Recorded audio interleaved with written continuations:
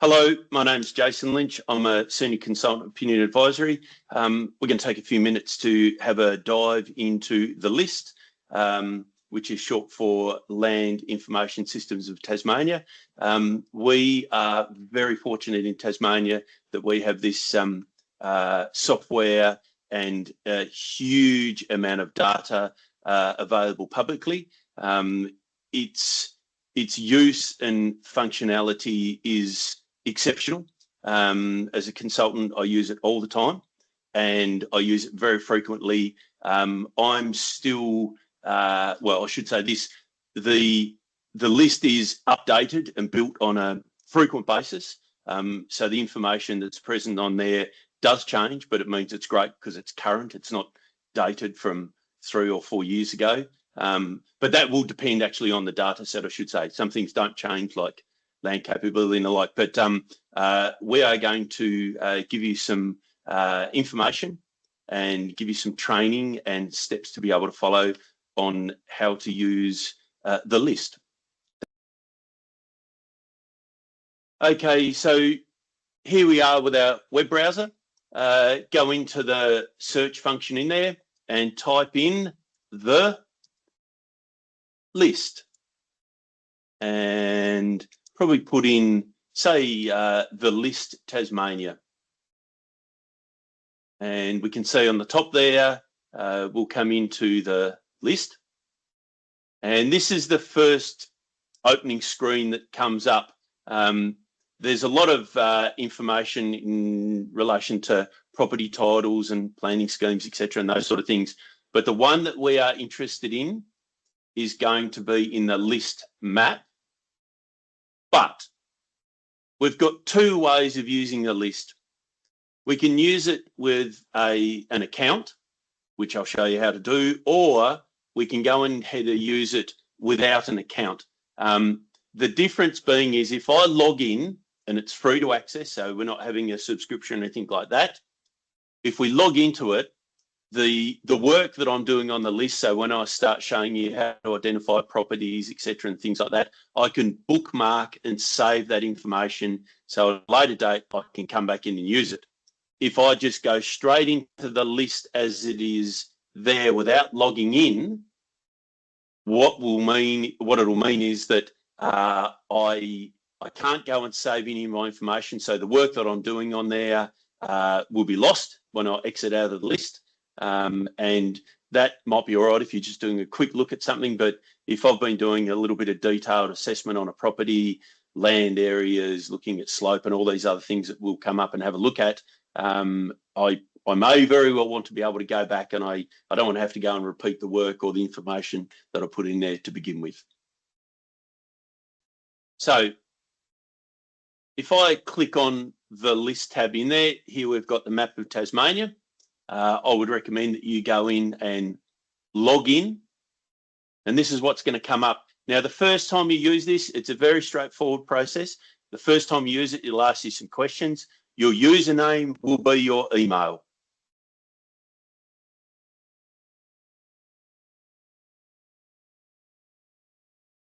And it'll ask you for a password. Make sure whatever you put in, you remember it.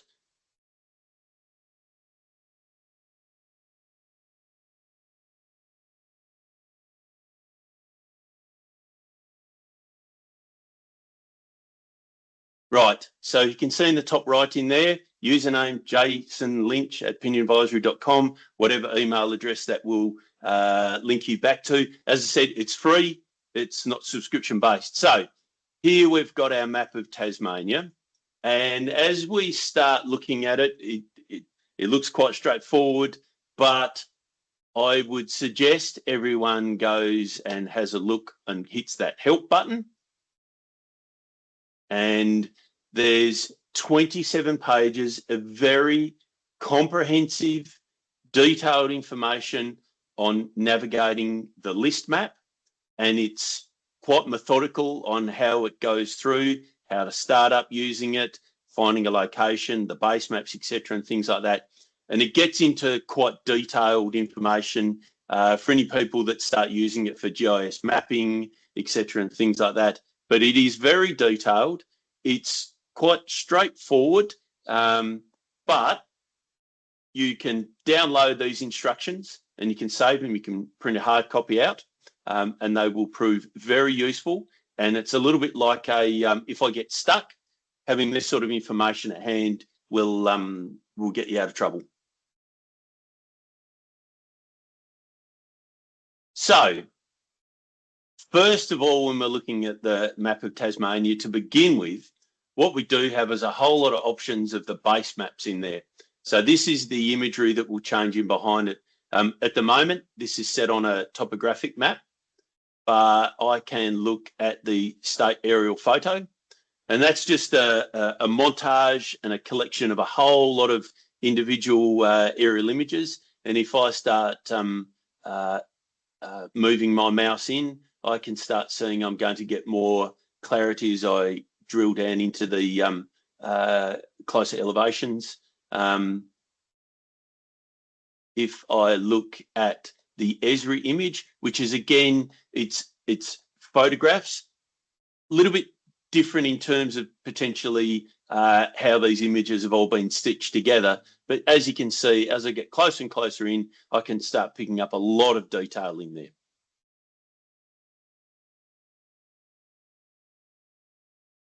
If I look at potentially some of the simplified maps, very basic, I start going into it, and really what it's going to show is not a whole lot of detail. Basic, you know, the primary roads and the major waterways in there. And they would be the main ones that I deal with. I will show you how to use some of this hillshade colour stuff in maybe some of the layers that we're going to have a look at, but this is effectively a colour-coded topography. You can see the more browner the colour relates back to higher altitudes and elevations. And as we look onto these light green areas, that's typically relating into flat topography. It is very useful at a property level, and there's a couple of different layers that we can use for that level. Okay, so if we start saying, well, I want to find my property, how do I go about doing this? There's a couple of different ways. I could increase the magnification of this map and try and find it based on knowing where the road is, etc., and things like that. But if you come up to here in the search function next to maps, every property in Tasmania has a few things attached to it. Most people will have an address, although not every property does have an address, but I'll go through and show you how we can look for address. The other one is the PID, or the property identification. And then the third way is a property title. So let's go and have a look here. We're going to go up into the Derwent Valley, and we're going to have a look at 554 Lowell Highway, hit the little magnifying glass. And here we are. It'll come up on the right-hand side with a couple of different options, what we're looking at. Here's the Willowdean property. I click on the little box, comes up with a pin, and it's going to show me the general location of that property, which can be quite handy, but it still isn't going to show me the property boundaries, okay? So useful for a quick search, okay? If I then have a look at the property ID, or the PID number,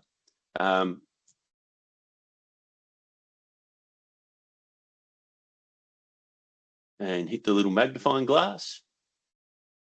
Now I'm starting to get some pretty useful stuff that I'm immediately being shown up with the property boundaries, which starts to become particularly useful when I'm looking at mapping areas, etc., and looking at the individual characteristics of a property.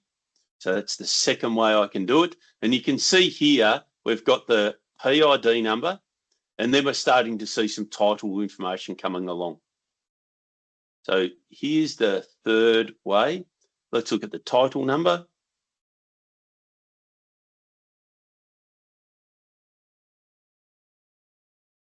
Hit the little magnifying glass. And again, same thing, we're looking at the property titles. Now, some properties, properties usually have one PID, and they can be a collection of titles in there, or we look at the individual titles themselves. Either way, once we get to this stage, we're starting to see useful information. And from a mapping point of view, when we're starting to look at the individual property itself, this is ideal.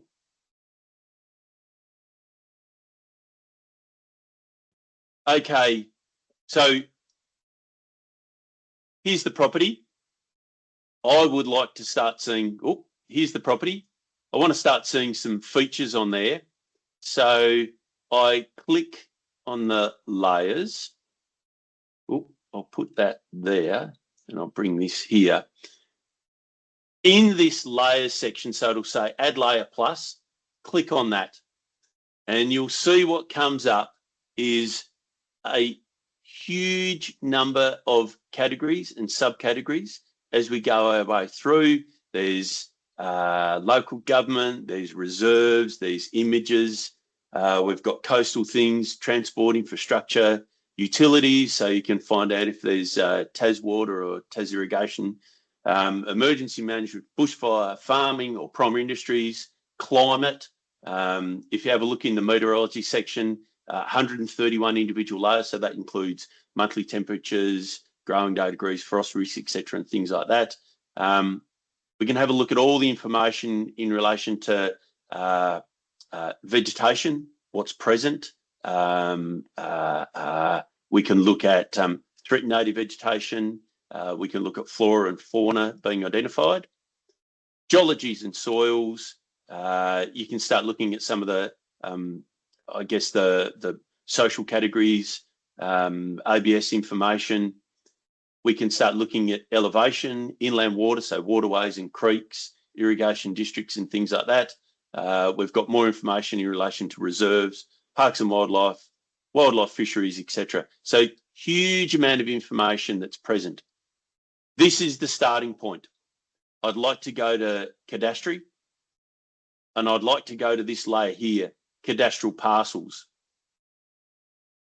This allows identification of the actual property itself. So here's Willowdean. Now, great, I know where the property is and I've been able to identify it. If I want to start working on this property, I need to probably make a record of the location of it and start doing some measurements. And I can do this. I come to the tools layer and I've got these 3 tabs here. Map tools, so I can do some magnification, I can measure some distances, I can measure some areas, I can print maps, and I'll show you soon enough how to bookmark it. But to begin with, I want to go into drawing tools and I want to go down to the add layer. So we're going to start identifying the property boundaries in here. Click it once and you can see I've got this little cursor, and as I click around, and bear with me, this isn't going to be hugely accurate, but I'm now following along the property title boundaries. Now you can increase the magnification on this, and I'd suggest any time you really need some quite detailed information, you can follow this through. What I'm going to tell you is, though, it wouldn't be suitable for any land surveying, etc., and things like that. That will require a detailed survey, but it's quite handy just to do these quick mapping areas as I go through and trying to follow those boundaries. And I'll show you in a sec how I can go back and make it a little bit more detailed. I've fallen off the bottom of the map at the bottom there, come along here, double click to finish. All right, so that's handy, but everyone's going to be going, well, it's not, because you've missed some areas. So click on the handprint, drag it up, start increasing the magnification, and you can see I'm now able to go, oh yes, I've missed some areas. Click on the little arrowhead, click on the inside of the map, and you can see it's come up with these little round areas. Drag them to the property boundaries.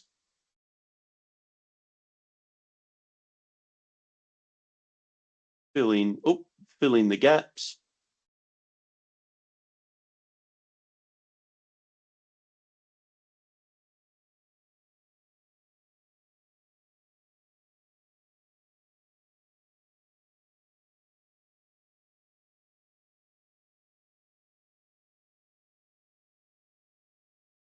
Now, bear with me. For the purposes of this bit of training, I won't make it 100%, but I'll try not to increase willow dean inadvertently. But there we go. Okay, now just click outside of the map. Click the X to cross it off, and there's the boundary. Now, I look at that and go, that's nice, but I've got this weird blue colour in there. I'd like to get rid of that. Go back into drawing tools, arrow, click on the inside of the map, and we get rid of that. That is referring to the little pin in the middle here. Just click X on that. Click back into the image itself, and we can see we've got this little box that's come up that says, it's going to incorporate. Anyway, format area. So it says fill transparency. If I pull it to the left, it makes it darker. Pull it to the right, and it lightens it off. I can change the colour of this boundary from orange, whatever I would want to choose it to be, whatever you're comfortable with, is the fill colour. At the moment, I've got it so the transparency is not there. You can see it come back into it. Or I've got the border colour, which I can change it from blue, red, whatever you're comfortable with. And it's probably important that you make that so it can be pretty easily distinguished. So the other information that showed on me on the bottom here is I've got an area inside this map of 442.6 hectares and a perimeter of 9.453 kilometres. That information is very useful. If I start looking at, I need to put a new boundary fence around my property, I've got a pretty good handle on how much wire and how many posts I'm going to have to put in. And then if I was to have to do some sort of fertiliser spreading and things like that, when we start looking at individual areas on a property, I've got that calculated for me. And it is pretty accurate. You know, that's not going to be out by too many hectares. Okay. Quite a handy map at this stage. But what I'd really like is, let's change this base map and let's go and have a look at the aerial photograph of this property. Handy, but you can see here that it's been stitched together with a couple of different images, which for my eyes is particularly annoying. So let's look at the Esri image. More detail. Now, if you look around it, these thin black lines, these are the adjacent titles to the one that we're looking at. Sometimes you want them there, sometimes you don't. If I want to turn them off, I just go back into cadastral parcels, flick it off, and now I've got a much cleaner image in there.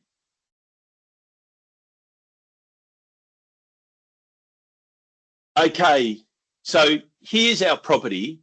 Let's start looking at some of the things that we might be particularly interested in from an agricultural point of view. Let's look at this pivot area here. Let's start zooming in on the detail of it. And we've got a couple of things that we might want to measure. For instance, we might need to do some internal paddock subdivision, or we've got to go and tell a contractor how big this pivot is. So I go into Tools, Map at the top, and I've got a ruler for measuring distances. So if I want to know how far it is from here, one click, drag it out to the end.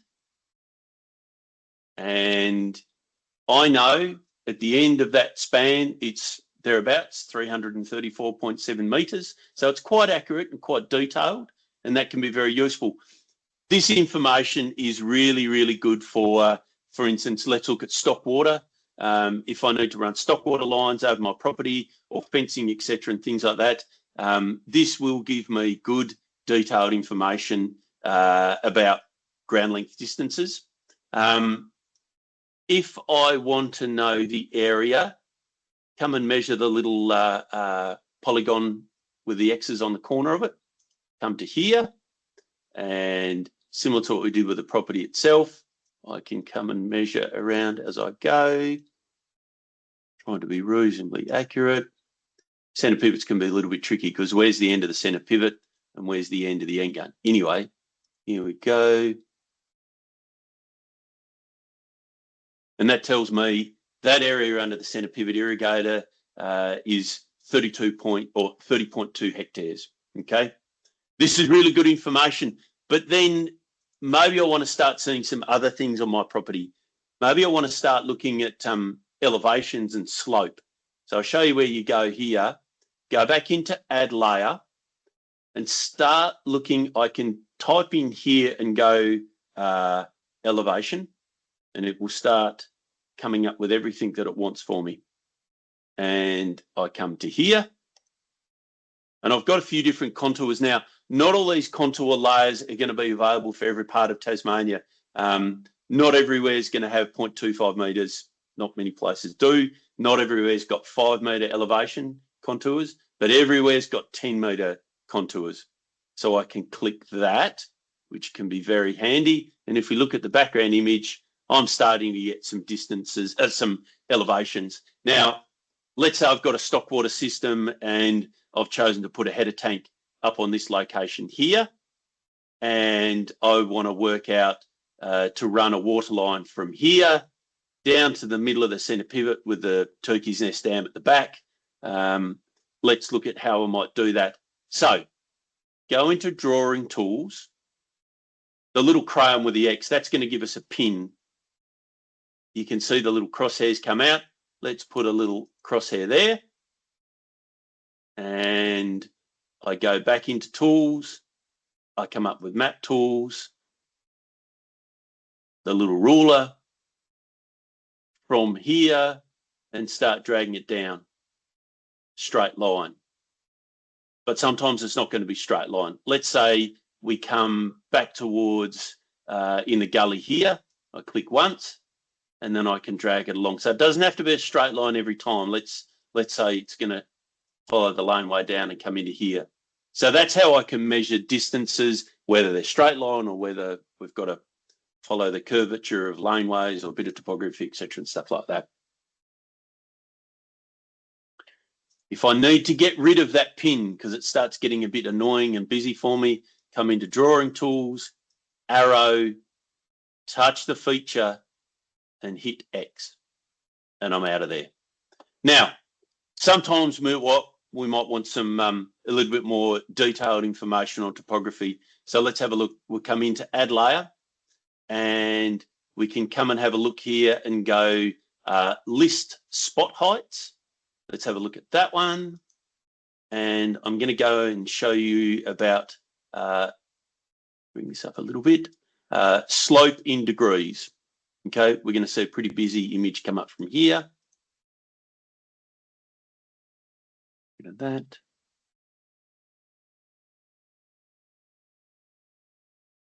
I just hit escape to get out of that. Let's just turn off the slope in degrees because we can't really see a whole lot in there. So where the little arrow, the little tick box is, tick that. Spot heights have come up.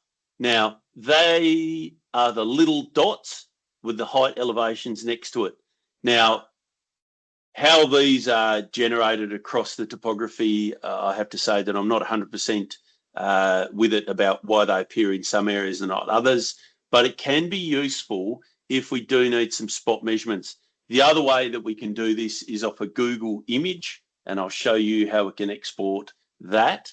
Now, if I want to turn off, keep the contours on, turn off the spot heights, let's look at the slope in degrees.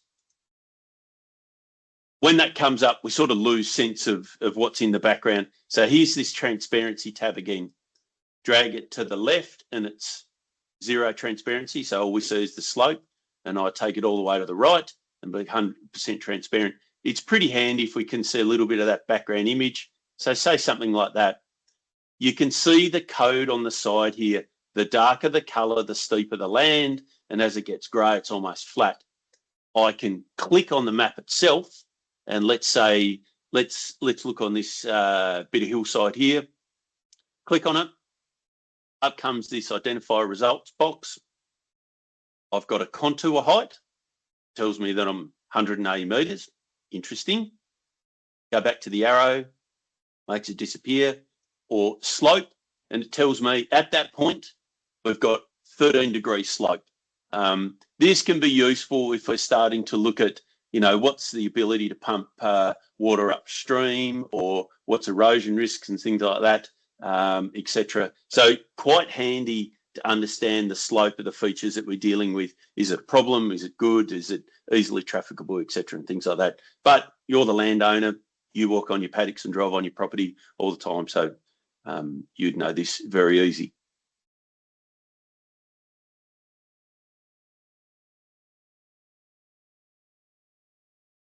All right, let's have a look at a few very useful layers. As I said, there's hundreds and hundreds of layers in here. You can spend quite a bit of time looking at all the different bits of information. So let's just clear out of that. Let's go back to the top. If you ever have to do any planning or you're wondering about your zoning and things like that, there's information here about zoning schemes and things like that. So I can look at what the zoning is in this immediate area, and there's a little scale on this side that can be quite useful to understand, you know, all this property here is going to be zoned as agriculture, and then as we get into Hamilton, we've got village and urban and things like that. Let's step out of that one.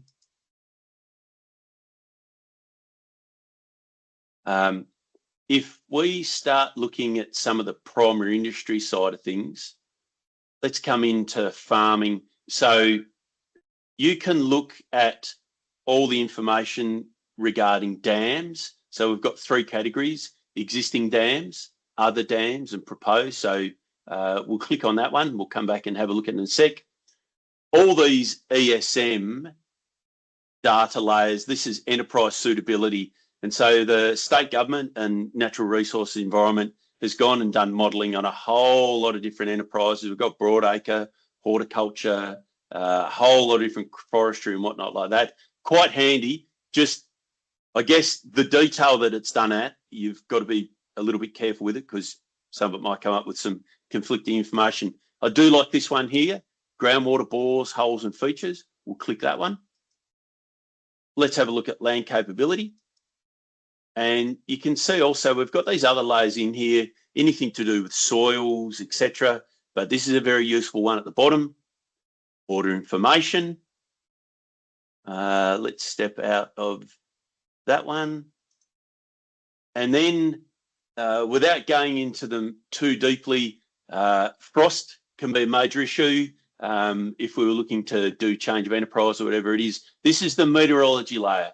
Bear with me. We've got a lot of meteorological layers. You can see a lot of rainfall data, chill hours, and here's frost. Let's click on that one. Go out of the meteorology. And the last one I'll run you through is, I think we could look at soils and we could look at species, but I think it's pretty useful for us to stand. Let's go and have a look at this threatened native vegetation communities. Why is that useful?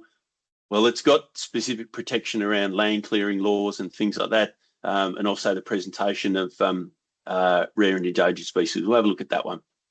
So get out of the managed layers. Now, at the moment, all these layers have been pancaked on top of each other, and we have no idea what means what. So let's just come in, click the little tick boxes off.